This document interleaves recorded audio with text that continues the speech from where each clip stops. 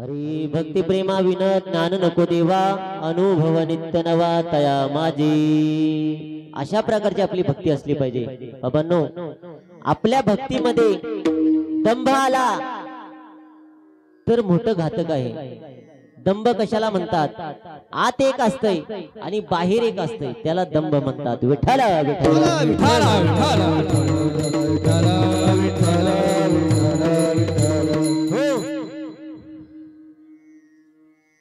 National park मुंबईला आहे, सर्वांना माहिती आहे। गोपाळ दादा, नॅशनल पार्क मुंबईला आहे आणि त्या नॅशनल पार्क मध्ये गोरिला नावाचा माकड आणला।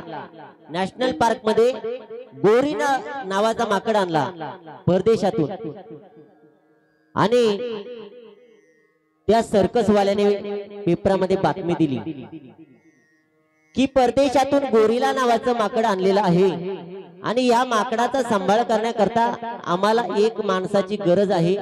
त्या माणसाला दरमहा महिना 10,000 दिला जाईल। खाली नंबर दिला। एक सुशिक्षित तसा तो बेकारच होता, पण त्यांनी ती बातमी वाचली आणि त्या नंबरवरती कॉन्टॅक्ट केला, फोन लावला, हॅलो, हा, इंटरव्ह्यू दिला मोबाईल वरती आणि म्हणतो ठीक आहे, उद्यापासून तुम्ही कामावरती या।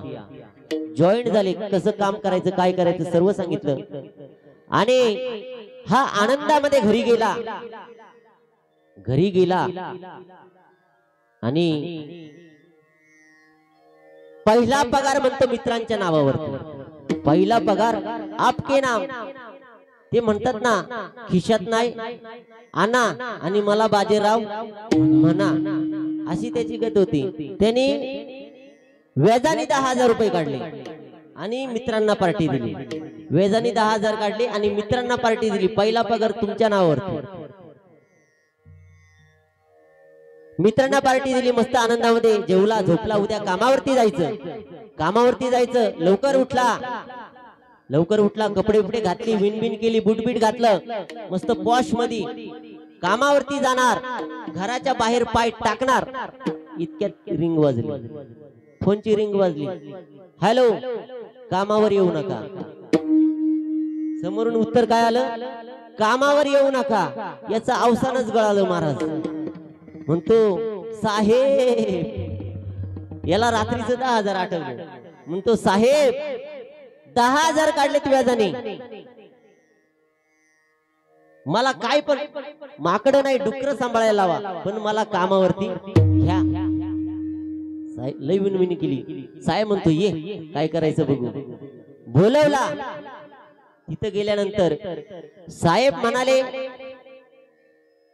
तुला म्हणून सांगते, दुसऱ्याला सांगायचं नाही, असंच म्हणतात ना दादा। बायांच्या मध्ये पण तसंच असतं, महिला मंडळ।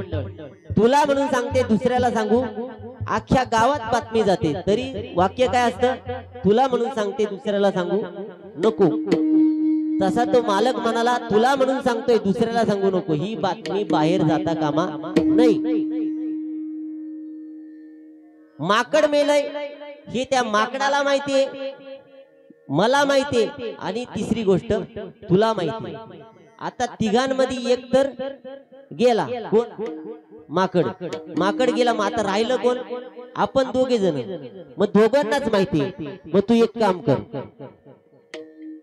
आमच्याकडे माकडाचा कॉस्ट्यूम आहे, आलं असेल तुमच्या लक्षात। आमच्याकडे माकडाचा कॉस्ट्यूम आहे, तो कॉस्ट्यूम तू घाल आणि पिंजऱ्यामध्ये जाऊन तू बस। आता याने विचार केला, जर कॉस्ट्यूम घालून गेलो नाही तर रात्रीचे 10,000 आठवले। म्हणतो खुर्ची घेऊन बाहेर बसायचं, बसणं काय आणि कपडे घालून आत बसणं काय, मला बसायचेच पैसे मिळणार आहेत। चालेल बोलतो, माकडाचा कॉस्ट्यूम घातला आणि पिंजऱ्यामध्ये जाऊन बसला। ही लोकांची गर्दी, गोरिला माकड आलं, तुफान गर्दी झाली त्या माकडाला पाहण्याकरता। सगळे लोक पाहायला यायचे, कोणी फुटाणे टाक, कोणी केळं टाक, कोणी गाजर टाक। पहिल्या दिवशी काहीच खाल्लं नाही महाराज, पहिल्या दिवशी काहीच खाल्लं नाही, नुसता बघत राहिला। नुसता बघत राहिला, पण पहिल्या दिवशी काहीच खाल्लं नाही। सुट्टी झाली 5 वाजता.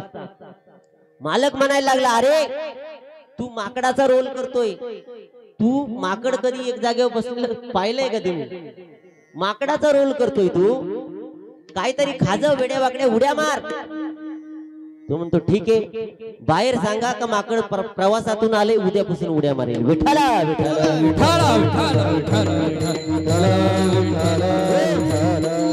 दुसऱ्या दिवशी कामावरती आला, कपडे घातली, पिंजऱ्यामध्ये गेला, नाना प्रकारचे चाळे करायला लागला. इकडे खाजव, तिकडे खाजव, लोक खायला आणायची, खायला टाकायची. हा म्हणतो बरं झालं, दुपारच्या जेवणाच्या डब्याचा प्रश्न मिटला.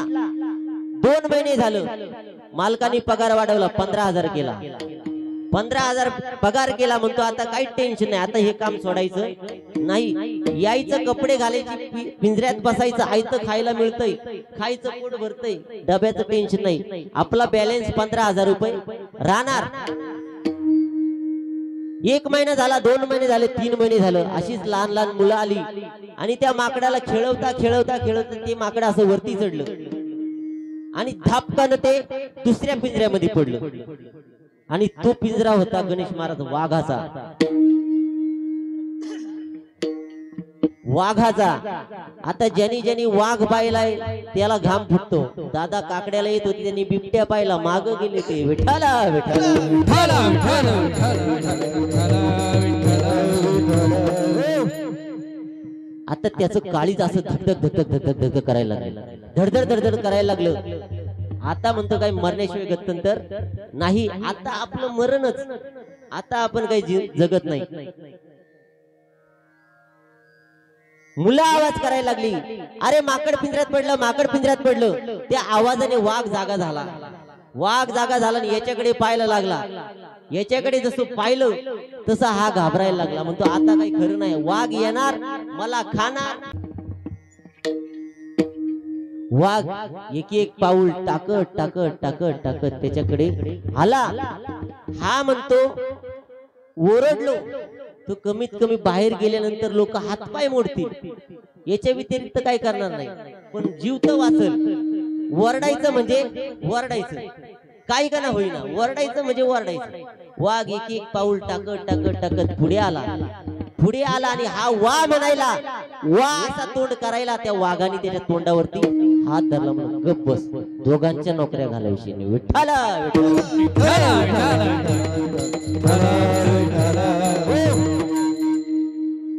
आता तुम्हीच सांगा, पलीकडच्या पिंजऱ्यामध्ये होता तो सुद्धा माणूसच आणि ह्या पिंजऱ्यामध्ये होता तो सुद्धा माणूसच. मग पलीकडच्या पिंजऱ्याने वाघाचं कातडं घालून तो वाघ झाला होता आणि यांनी माकडाचं कातडं घालून हा माकड झाला होता. महाराज म्हणतात की भक्तीमध्ये जर माणसाने दंभ आला तर भक्ती करताना तो कातडं पांघरतो, म्हणजे समाजाला दाखवतो एक आणि आतमध्ये असतो एक, याला दंभ म्हणतात. विठाला विठाला.